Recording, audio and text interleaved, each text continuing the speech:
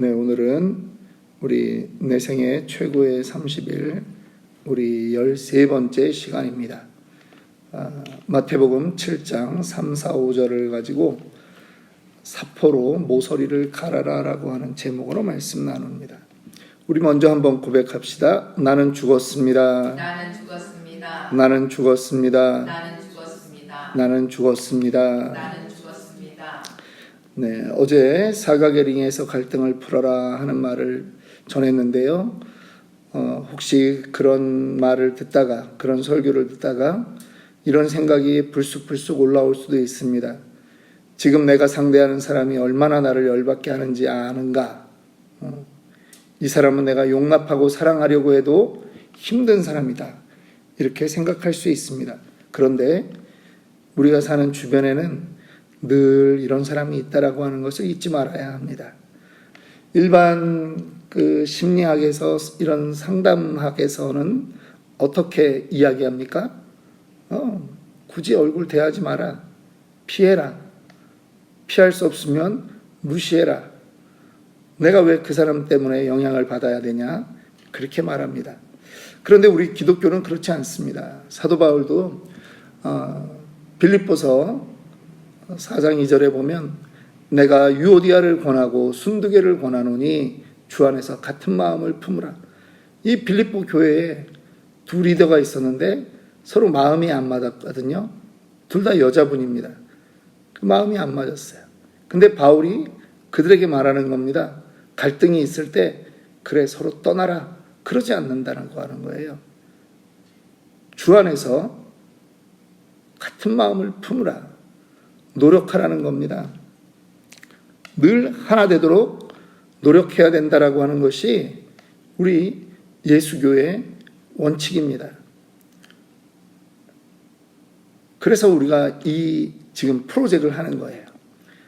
한 달밖에 살지 못한다면 이라고 하는 전제를 넣어서 그 안경을 끼고 보면 달라질 수 있는 거예요.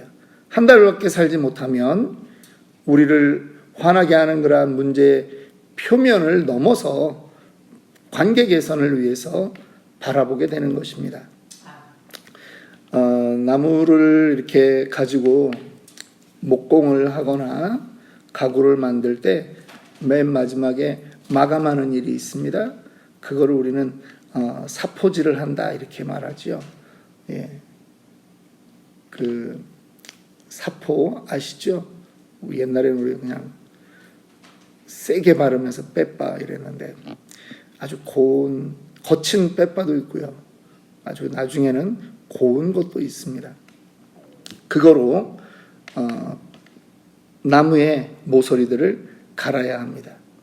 여러분 그거로 우리의 피부를 문지른다고 생각해 보십시오. 얼마나 따갑고 아프겠습니까? 근데 직장 생활을 하고 또 어딘가에 공동체에 속해 있고 그러다 보면요. 주변에 나를 화나게 하는 사람들이 분명히 있다라고 하는 것입니다. 때로는요. 사랑하는 가족 안에서도 성질을 돋구는 사람들이 있어요. 우리 애들에게는 제가 그런 존재라고 해요. 애들이 말해요. 아빠 말은 다 맞는데 듣고 나면 기분이 나빠.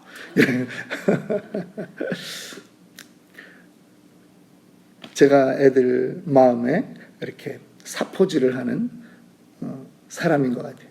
근데 애들 하는 그 말도 저에게 사포질로 다가올 때가 있는 거죠.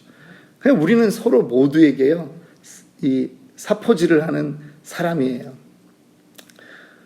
그런데 이것도 하나님의 교회 안에 있다라고 하는 것을 여러분들 믿으십니까? 아멘. 하나님은 우리 앞에 세워두신 그 사람을 우리의 인생에 분명히 필요하기 때문에 하나님이 허락해 그 자리에 두신 것입니다. 참새 2마리가 한 아싸리온에 팔리는 것도 하나님의 뜻이 아니면 아니에요. 그렇게 되지 않는 거예요. 바울은 에베소서 2장 10절에 이렇게 말합니다. 그가 만드신 바라 그리스도 예수 안에서 선한 일을 위하여 지으심을 받은 자니 이 일은 하나님이 전에 예비하사 우리로 그 가운데서 행하게 하려 하심이라. 어떤 작품이라고 하는 그 말을 헬라어로는요, 명작이라고 하는 뜻이에요. 하나님은요, 우리를 하나님의 명작, 미술품, 그렇게 만들고 싶어 하는 거예요. 그러기 위해서는 모서리의 거친 부분들을 갈아내야 돼요. 부드럽게. 그래서 더 그리스도 닮은 사람으로 만들어 가는 거예요. 그래서 성경은 우리에게 이야기합니다. 그리스도의 장성한 분량에까지 자라나라.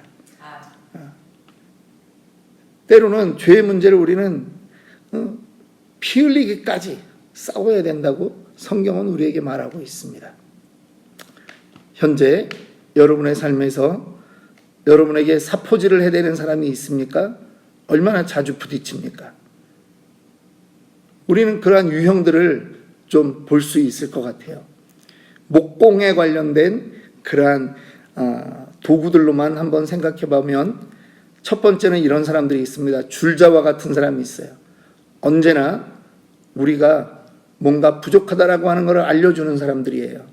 굳이 말하지 않아도 되는데 그 사람 기준에는 우리가 왠지 부족하다는 거죠. 넌 이런 걸 못하는구나. 그러면서 이야기하고 지나가는 사람이 있는 거예요.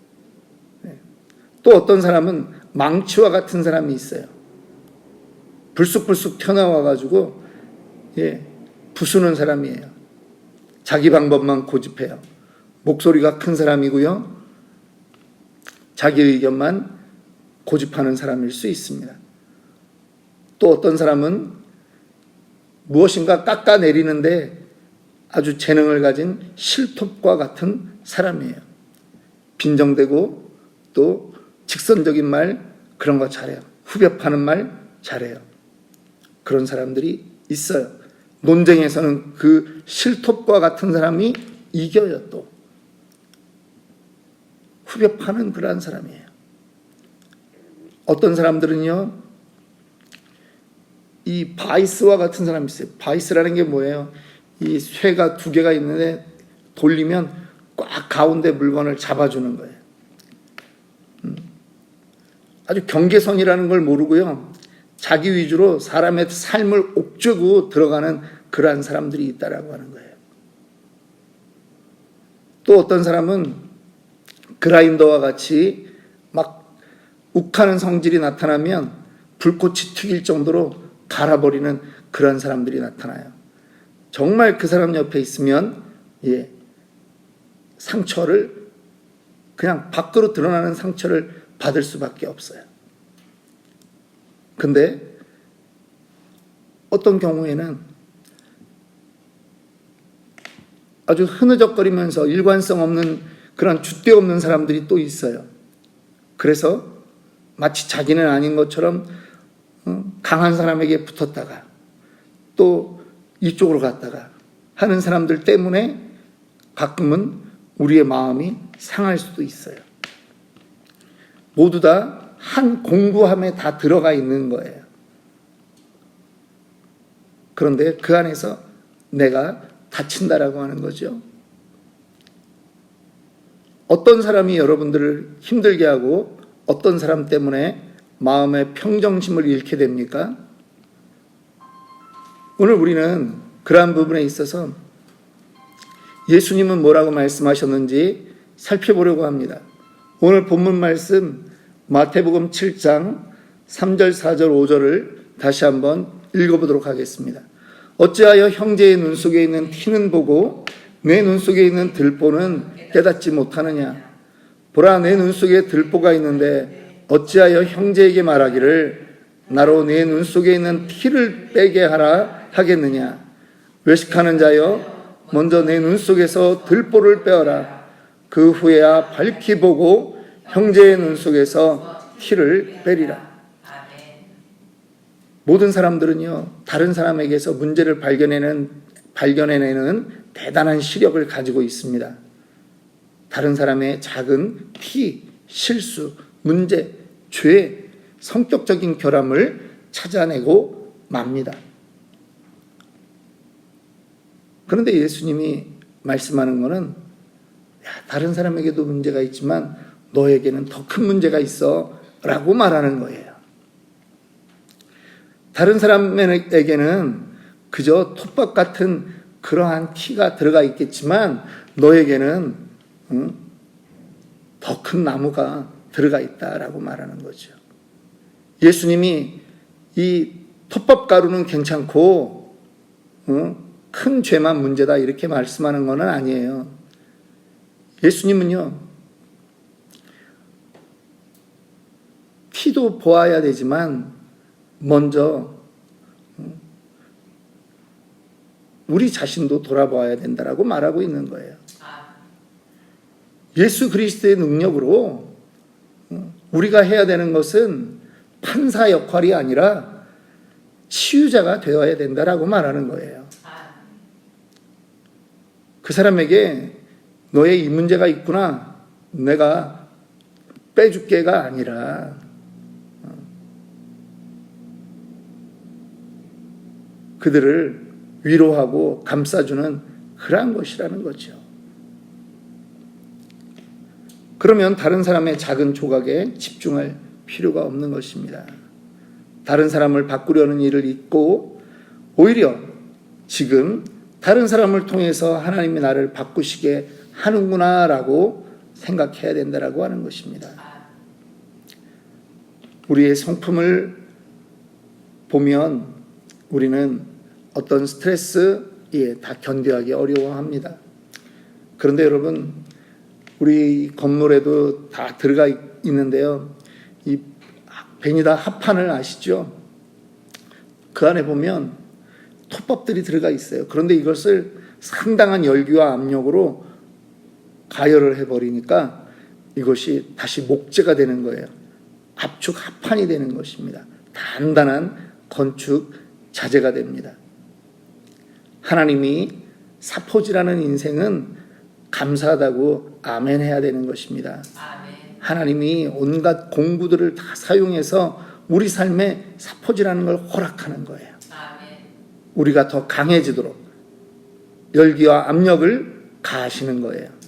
그저 안락하게 그냥 놔두면 그것이 명품이 되지 못하기 때문에 하나님께서 우리의 성품을 바꿔나가는 것에 다른 사람을 사용하시기도 한다라고 하는 것입니다.